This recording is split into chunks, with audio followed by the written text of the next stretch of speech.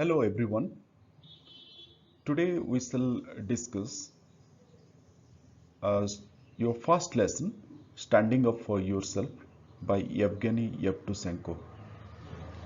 Yevgeny Alexandrovich Yevtushenko was a very famous Russian poet. He was born in 1933 and he passed away recently in 1917. He is considered as the voice of young poets who presented socialism in a new perspective. He was a multifaceted personality. He was a novelist, essayist, dramatist, screenwriter, actor, editor, and director of films.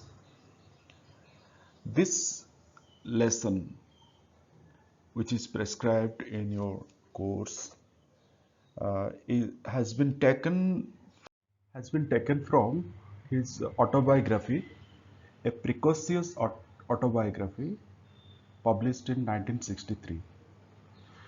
This excerpt deals with the incident that took place in his life soon after the divorce of his parents, when he was forced to live alone in Moscow.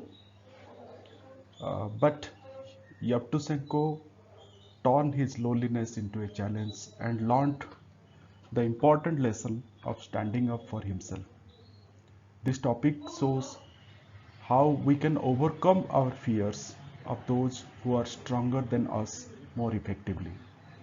Look at this quote. You can see, uh, take a stand for yourself and refuse to let people steal your joy today. This means always we have to take our own stand.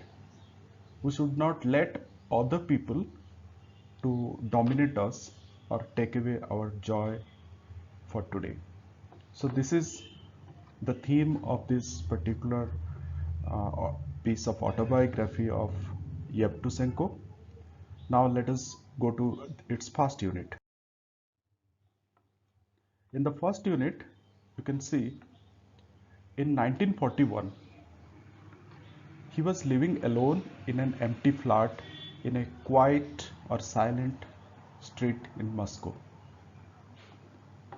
because his parents were separated or divorced and his father was somewhere in Kazakhstan. Look at the word somewhere. Why does he uses the word somewhere here? Because he doesn't know the whereabout his father.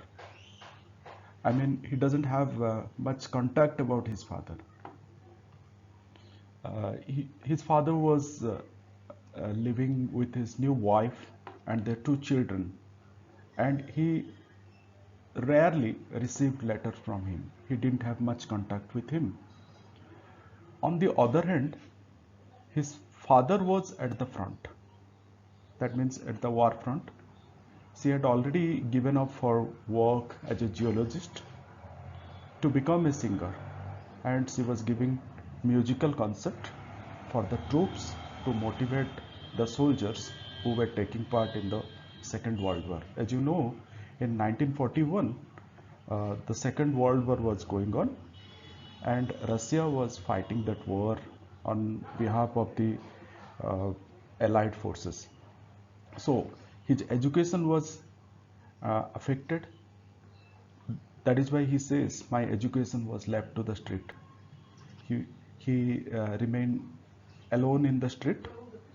So the street taught him many bad lessons, like to swear, to smoke, to spit elegantly through his teeth, and to keep his fist at the ready.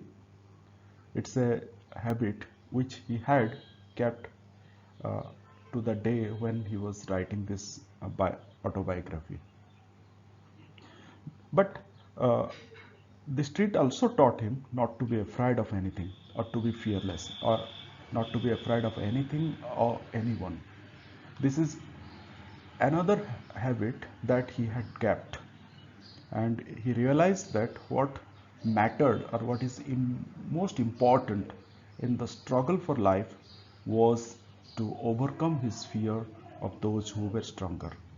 So this is the important lesson that he had learned uh, by staying alone in a Moscow street, and this is the street where Yevtushenko was living by the time when he wrote this autobiography. That means in 1941. Maybe the incident which he was narrating here, at that time, maybe he was staying in this street in Moscow in 1941.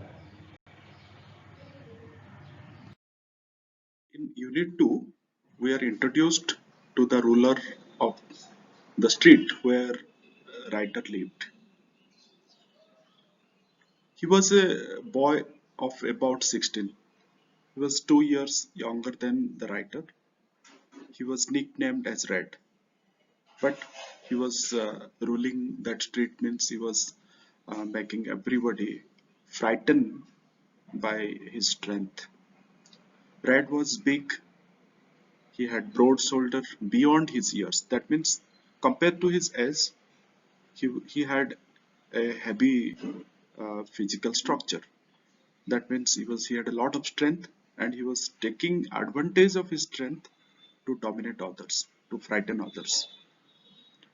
Red always walked masterfully up and down in their street because he had no other work. He was just moving here and there in the street.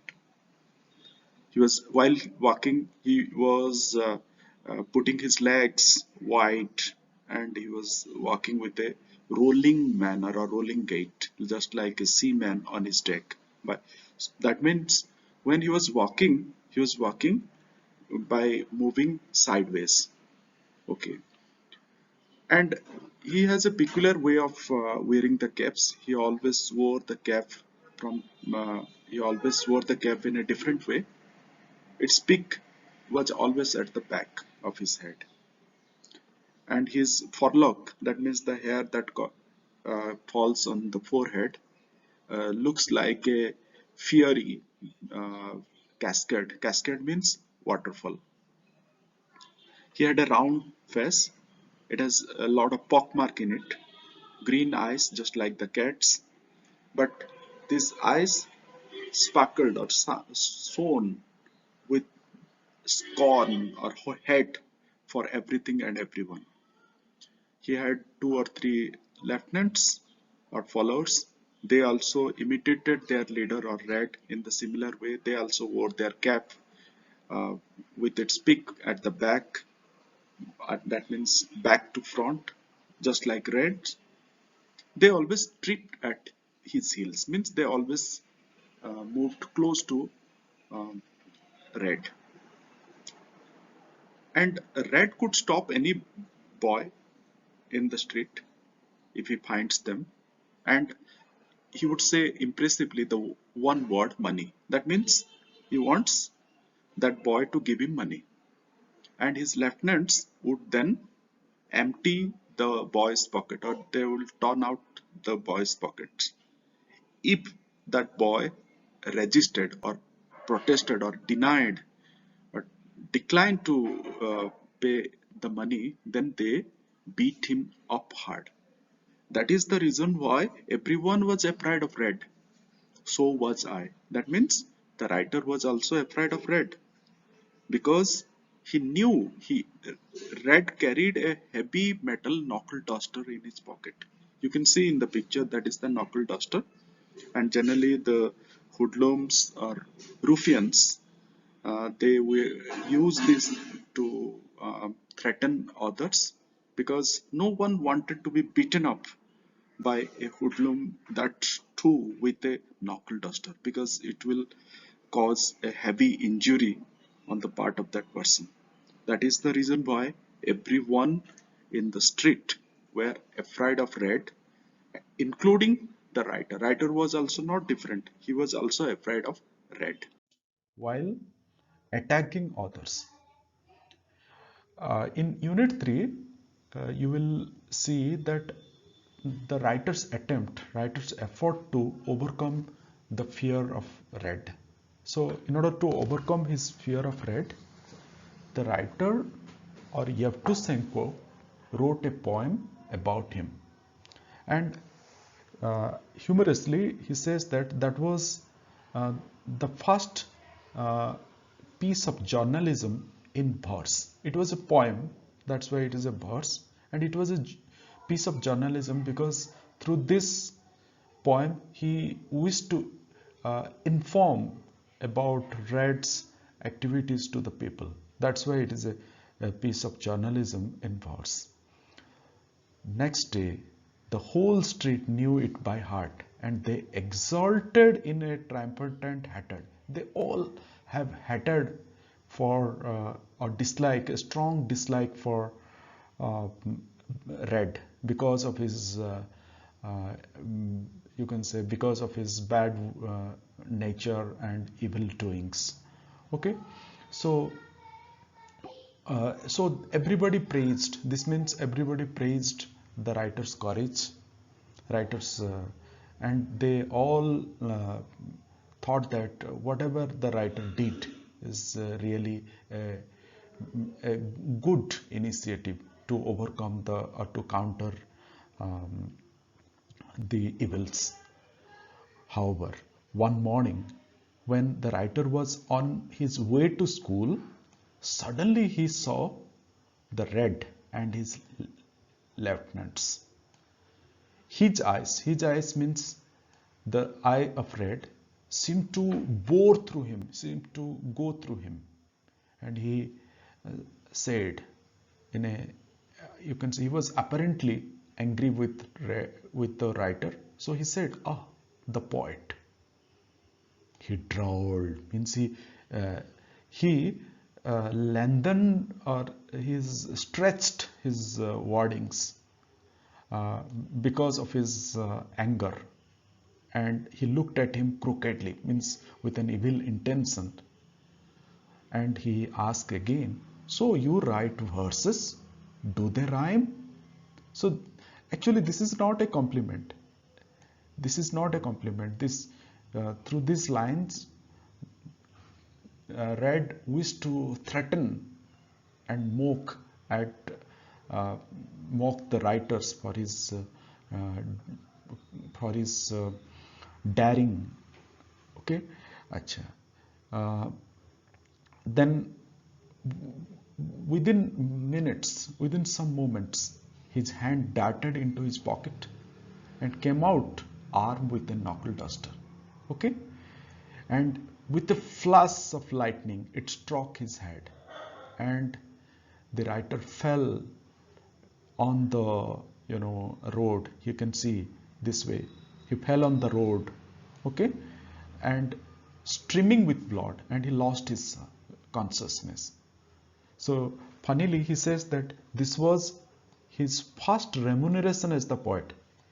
In the initial phase, you can see he said that writing about Red was the first piece of journalism in verse, and so humorously he says that he got his first remuneration in the form of a beating by uh, by Red.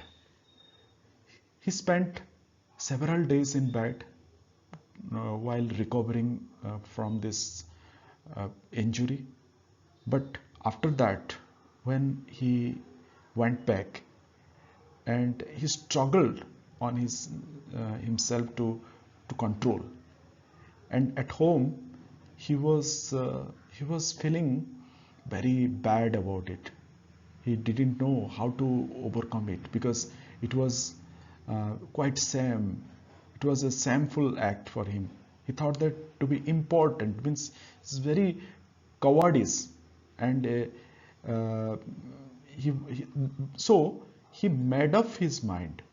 He decided to vanquish, means to overcome his fear at any cost. In in the unit 4, Yevtushenko in detail uh, tells us about how he overcame the actual fear of uh, Red. And what he did, he went into training with parallel bars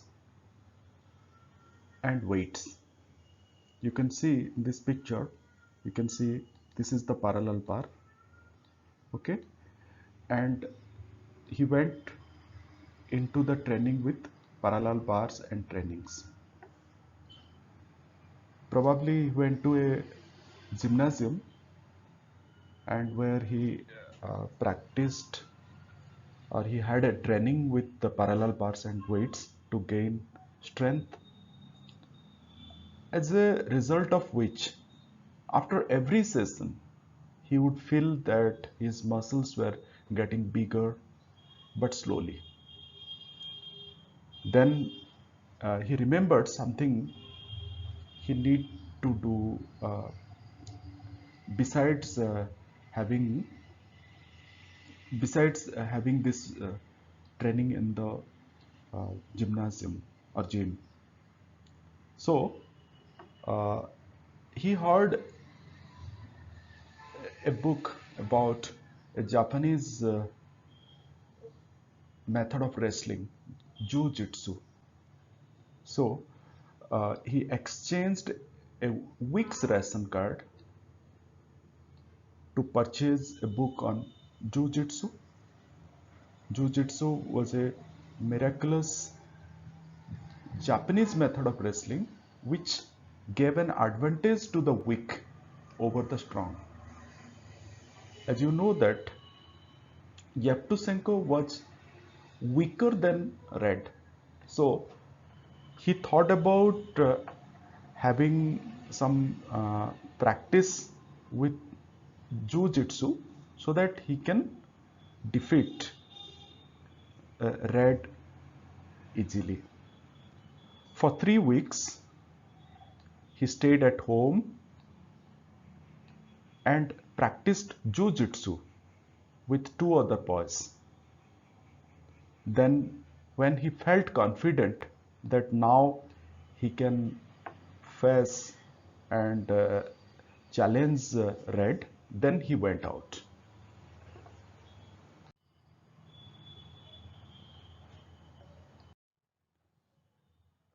Red was sitting on the lawn of Yevtushenko's yard and he was playing Wing at Un. Wing at Un is a card game. This is Wing at Un. With his lieutenants or followers, he was completely absorbed in the game. Absorbed means completely involved in that game. Fear was still deep in the mind of the writer. It was urging him, or it was telling him to go back, not to take up this challenge, not to infuriate or not to give the challenge to Red. But he didn't stop there. He went off to the players, means he went off to the Red and his lieutenants. He kicked and scattered the cards. Red looked off. He was surprised at the boldness of the writer, because in a recent flight, because after having discharged from the hospital, when Red uh, the writer saw Red again, he took to the hills. He couldn't face Red then. But after 3 weeks, Red has become so bold. So this is something that Red could not digest. He couldn't understand that how within 3 weeks Red could become so brave. He got up slowly. He means here Red. Red got up slowly and he said, "You looking for more? That means, are you looking for more beating in my hand?" He asked menacingly or threateningly. He asked the writer whether he's looking for more beating or more, you can say, thrashing in the hands of him. So he tried to threaten the writer. But the writer was prepared. He knew what Red would do next. As expected, Red put his hand into his pocket for the knuckle duster because he always carried a heavy knuckle duster in his pocket. But writer was prepared, so he made a quick jabbing movement. You can see this is a jabbing movement. And Red fell on the ground, howling or crying in pain. Okay, he was bewildered. He was completely surprised. He was uh, he was really upset with himself. He got up and he came swinging his head furiously from side to side like a maddened bull. He became mad with anger. Okay, by swinging, by moving his head side to side, angrily or furiously, he came towards Yevtushenko. But Yevtushenko was again prepared. He caught his wrist and squeezed it. He caught his wrist and squeezed it slowly until he drops the knuckle duster. Until he drops the knuckle duster, as he had read in the book of Jiu-Jitsu. This is the skill that he had learned from the Jiu-Jitsu, from his limp finger, and now Red fell down again on the floor, on the ground. Now this time he was nursing his head. He was holding his head and he was trying to bear the pain that he had in his hand. He was sobbing and smearing the tears over his pockmarked face and his grubby means swollen fist. Now Red is completely defeated, and from that day onwards, Red ceased to be the monarch, I mean the ruler of that street. From that street, everybody knew that Red is no longer the ruler of the street because a weaker person like Yevtushenko had already defeated him. But the writer caught his hand and mm, and he squeezed it uh, to so that and he capped it um, until the metal knuckle duster fell from his hand. Then Red also fell on the ground, and from that day onwards, that he knew that one need not fear for the strong. All needs is to all one needs is to know the way to beat them. This is important. Every, for every strong man, there is a special jujitsu. There is a special trick. So it means that no one is invincible. No one can remain undefeated forever. So from this incident, he also learned that to be a poet, I had not only to write poems, but I know how to stand up for them. Means this is important. You have to, when you have to stand up for something, you have to stand up for it all the way, not in a halfway. Means suppose you are writing a poem, that's good. If you're raising a voice, that's better. But you must know how to defend it. Unless if you don't, or if you can't defend it, then all your effort is lost. So finally, be the change. Stand up for yourself. Nothing is impossible. Thank you.